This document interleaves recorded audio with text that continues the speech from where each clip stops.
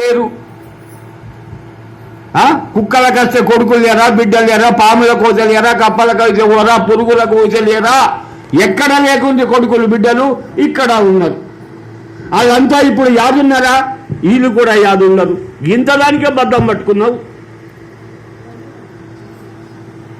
నేను పోయితే నడన్నాడు అది మా ఇంటికాడ, నేను లేకుంటే అస్సలు అది మా ఇంటికాడ. సత్యనగర్ ఎట్లా నడుస్తుంది నీ ఇల్లు మరి?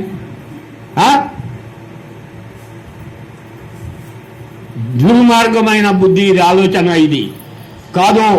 మొదలు పరమాత్ముని గురించి టైం కేటాయించు. నీ జీవితంలో ఒక అరగంటనైనా పరమాత్ముని ధ్యానించు, కీర్తించు, స్మరించు.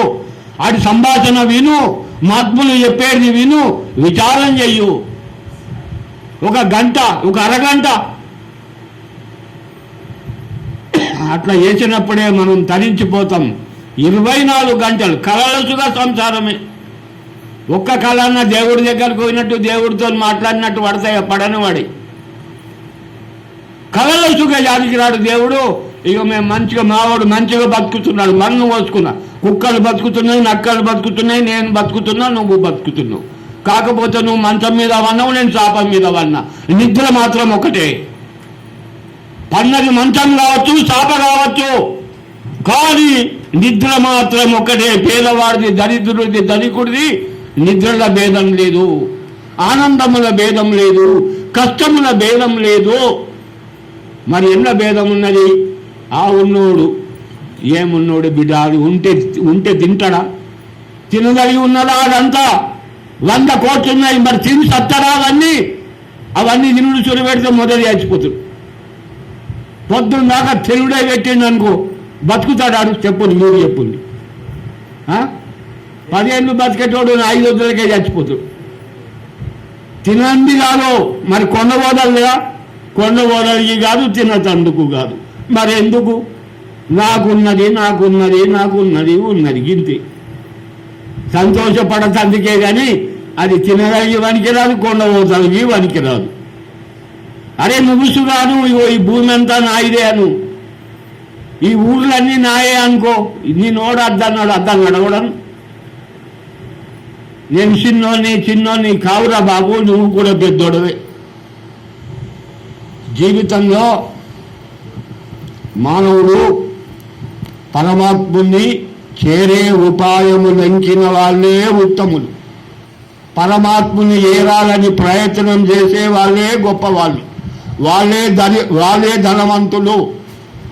ఎవడి ఇంటికి వచ్చి ఏ యాచకుడు మర్రిపోడు. నాయసుంటోళ్ళు మీ ఇళ్ళకి వస్తారు, భవతి భిక్షాందేహి అని వస్తారు. ఇంకా అన్నం ఇప్పుడు కాదే, మళ్ళా రాపో, జగ అయినాక రాపో, ఆడకట్టు తిరిగి రాపో. సత్య ఈ మాట అనకండి. ఆడొచ్చినప్పుడు నీవు ఏమి ఇయ్యగలవో, పసుపు అన్నం వండలేదు, ఉప్పు పెట్టు, పప్పు పెట్టు, కారం పెట్టు, ఇంత శనగలు పెట్టు, ఏముంటుంది పెట్టురా, మళ్ళా రాపో అనకు. ఏ ఇంటికి వచ్చి ఏ యాచకుడు మర్రిపోడో అది శ్రీమంతుల ఇల్లు, అది శ్రీమంతుల ఇల్లు. వాడే శ్రీమంతులు, వాళ్ళే దేవతలు.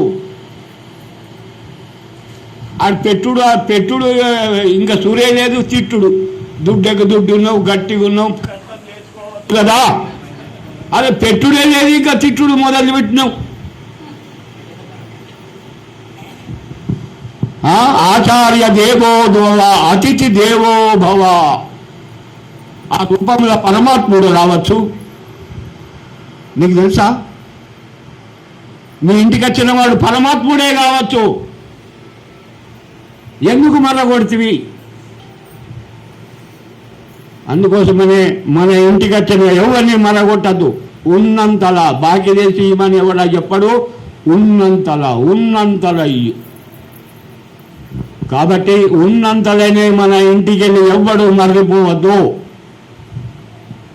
కాబట్టి జీవితంలో పొద్దుగల లేవగానే మొట్టమొదలు పరమాత్ముడితో ధ్యానం చేసి లేవగానే మీరు వేయవలసిన రామనో, కృష్ణనో, నారాయణనో, గోవిందనో పండేటప్పుడు సురా మళ్ళా నారాయణ, గోవింద, రామ, కృష్ణ ఏదన్నా అను. పండుగో లేవగానే మొదలను లేవంగానే మా చిన్నోడు ఎటువాయి ఇల్లు ఎటువాయి పాలం వాడిచ్చిందా ఉన్ని లే చూడాల్సిన లేదు పొలంకు ఇల్లుకి వచ్చిందా భగవత్ పూజ అయిన తర్వాతనే సంసారం చేయాలా లేవంగానే స్నానం చేయు అనుష్ఠానం చేయు ఏ దేవుడికన్నా ఒక దేవుడికి పూజ చేయు జపం చేయు చేసిన తర్వాత ఒక గుడి చుట్టూ తిరుగు తర్వాత సంసారం విరిగివో ఇవేమీ లేవు మొదలు లేస్తేనే అది వచ్చిందా ఇది వచ్చిందా ఇది పోయిందా అది వచ్చిందా ఇదేంటిది ఇంత ఆగం బతికెందుకో తింటావా సంపాదించి అంతా తింటావా తినవు కాబట్టి సంపాదన కూడా ధర్మంగా ఉండాల ధర్మబద్ధమైన సంపాదన ఉండాల అన్నీ ధర్మబద్ధంగా ఉండాలనోయ్ నడక ధర్మబద్ధంగా ఉండాలా మాట ధర్మబద్ధంగా ఉండాలా వ్యవహారము ధర్మబద్ధంగా ఉండాలా మనం చేసే ప్రతి పని ధర్మం బద్ధంగా ఉండాలా అప్పుడే అది మానవ జీవితం సాఫల్యం లేచు నుంచి అధర్మం వైపు నువ్వు అధర్మంతో కోట్లు సంపాదించిన ఆ కోట్లు నిన్ను సుఖపెట్టాయి ఇప్పుడు అందరూ జైళ్ళలో పడుతున్నారు టీవీలలో చెప్తారు ఇన్ని కోట్లు ఆడిని బట్టి అరెస్ట్ చేసిండ్రు ఆడిని జైల్లో పంపిండ్రు ఇన్ని జైల్లో పంపిండ్రు టీవీలలో మొత్తుకుంటుంది నిన్న మొన్న చూసిన